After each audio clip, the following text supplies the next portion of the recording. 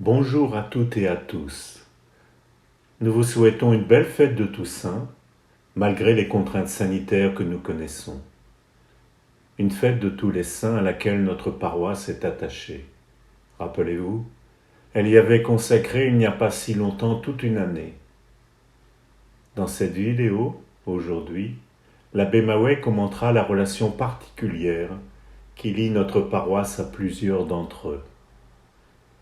Notez que les enregistrements et les animations de cette vidéo ont été réalisés avant les récentes recommandations sanitaires. Vous ne trouverez pas d'homélie dans cette vidéo. En effet, la messe de la Toussaint en mode confiné, avec l'homélie, sera retransmise en direct sur la chaîne Stockel-au-Bois de YouTube. Bonne vidéo à toutes et à tous. Bonjour, une vidéomélie un peu particulière cette semaine puisqu'il s'agit de la vidéomélie en lien avec la fête de la Toussaint. Et vous le savez aussi, la fête de la Toussaint de cette année 2020 connaîtra des accents et des couleurs bien particuliers. Nous avons décidé de diffuser, de retransmettre en direct la messe de la Toussaint, célébrée à 9h30, 9h30 le dimanche 1er novembre, ici dans l'église Saint-Alix, en direct sur YouTube et donc sur la chaîne Stockel-au-Bois diffusée sur YouTube. Cela nous permettra, comme dit l'Écriture, d'élargir l'espace de nos tentes, c'est-à-dire d'ouvrir les portes de notre Église à tous ceux qui, sans y être présents réellement, pourront y participer par écran interposé, mais réellement aussi. Mais cette vidéomélie de cette fête de la Toussaint est aussi l'occasion de redécouvrir, à l'occasion aussi de la journée des défunts, quelques grandes figures de sainteté qui sont proches de notre paroisse Saint-Alix. Et je veux citer d'abord, bien sûr, Saint-Alix, qui est la patronne de notre paroisse.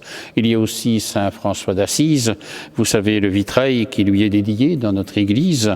C'est aussi le Père Damien et le local qui porte son nom, dans un local justement attenant à notre église. Et c'est enfin la bienheureuse Alix Leclerc qui porte le prénom d'Alix et qui de cette façon nous est à la fois proche par l'actualité de ce qu'elle a vécu et par les questions d'aujourd'hui.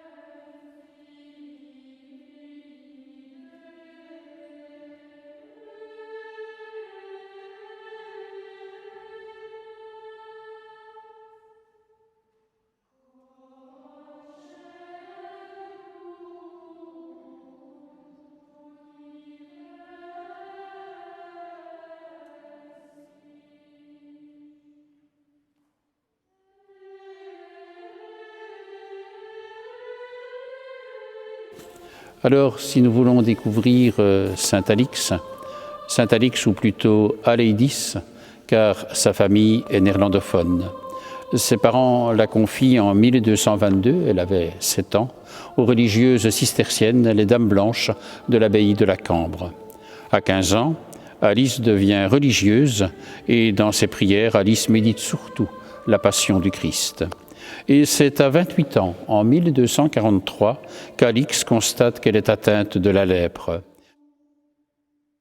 L'isolement est de rigueur et il se réalise au terme d'un office liturgique et après cela, elle sera conduite, je dirais, tout au fond de la forêt de Soignes pour y vivre en recluse dans une petite hutte.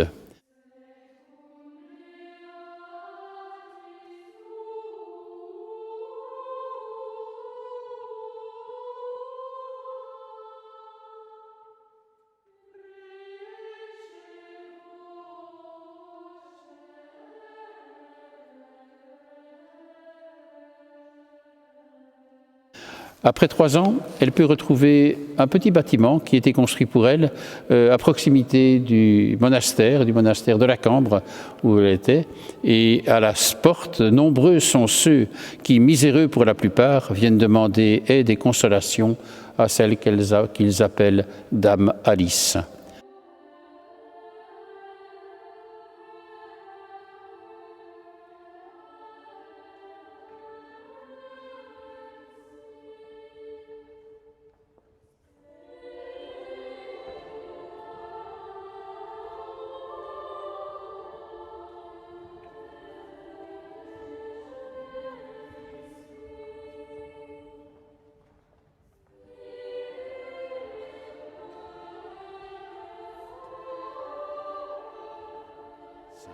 Sa sœur Ida, religieuse elle aussi, s'offre comme garde-malade et cette présence est pour Alix une immense consolation. À l'aube du 11 juin 1250, à l'âge de 35 ans, Alice rend son âme à Dieu, tandis que le chœur des religieuses chante « In paradisum », que les anges du Seigneur te conduisent au paradis. Oui, Alix, la patronne de notre paroisse, c'est une religieuse de chez nous et je crois qu'il est important de retrouver les saints et saintes de chez nous. Alix en est un exemple. Et puis de se dire aussi qu'elle n'a pas été canonisée au sens où on l'entend le plus souvent. Alix, je dirais qu'elle a été reconnue comme sainte par la ferveur populaire et les autorités ecclésiastiques ont reconnu cette sainteté parce qu'il y a eu la ferveur populaire qui l'a déclarée sainte. C'est aussi un bel exemple de ce que c'est qu'être saint dans l'Église et en cette fête de Toussaint, de le retrouver. Et puis de se dire que le culte de Sainte Alix a été reconnu par le pape Pie X, c'était le 24 avril 1907. Alors oui, Alix, une figure de son temps, bien sûr, mais qui reste la patronne de notre paroisse, que nous puissions nous inspirer de ce qu'elle a inspiré pour les gens de son temps, une proximité avec le Christ et une proximité avec les pauvres de son temps aussi. Un bel exemple pour notre siècle. Saint François d'Assise, né en 1182 et mort en 1226, François d'Assise est d'abord un jeune homme insouciant et fantasque qui, après sa conversion, devient un missionnaire infatigable. Il veut vivre de l'Évangile et donner à sa vie une quête de Dieu à travers tous les chemins de la pauvreté évangélique. Cette quête est illuminée par une joie de tous les instants et par une règle de vie marquée par beaucoup de simplicité et un grand esprit de fraternité. Le poverello, comme on l'appelle, le pauvre d'Assise, laisse un message de paix et d'amour. Son amour de la création et des créatures a marqué sa spiritualité.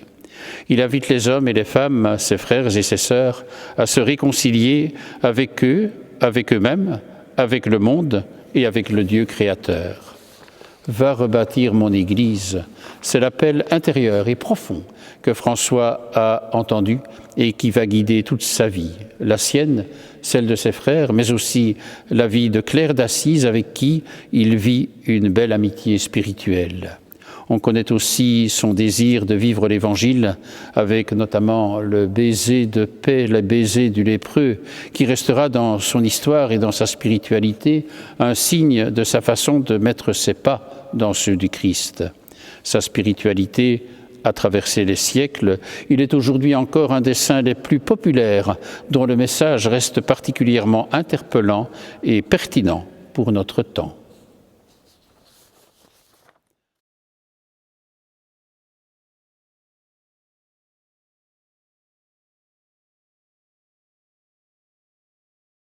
Après une vie toute donnée aux lépreux, le père Damien reste véritablement l'apôtre de ceux qui sont les plus souffrants et les plus blessés par la vie.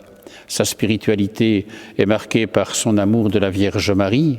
Certains l'appellent le plus grand Belge de tous les temps. Béatifié à Bruxelles par le pape Jean-Paul II qui avait fait le déplacement pour la circonstance le 4 juin 1995, il est aujourd'hui canonisé et appelé le Saint-Père Damien.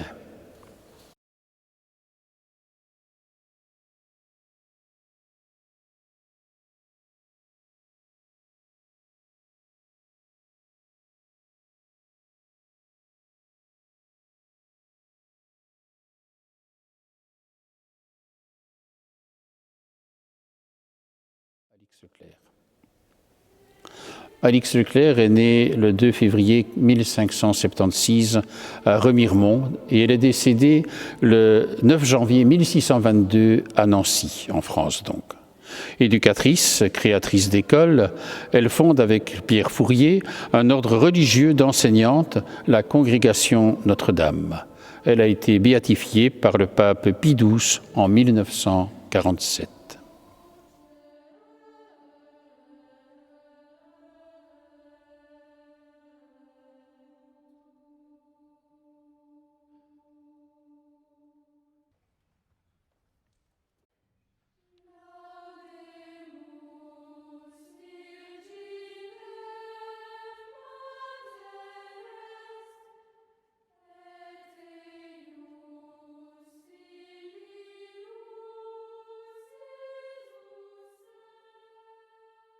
Que ces figures de sainteté proches de notre paroisse Saint-Alix nous aident à célébrer de façon dense et profonde la fête de tous les saints.